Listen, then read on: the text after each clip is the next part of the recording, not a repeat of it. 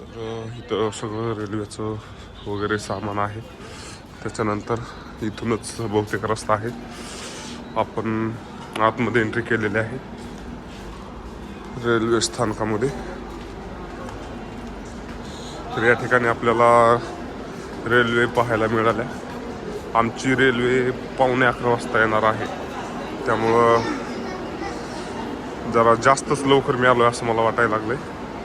पण आपल्याला काही इलाज नाही, कारण की आपल्याला लवकर थायलंडला जायचं होतं, त्याच्यामुळं आपण या ठिकाणी आलेलो आहोत. रेल्वे स्टेशनवर बघू शकता कशा पद्धतीनं पाणी वगैरे आहे.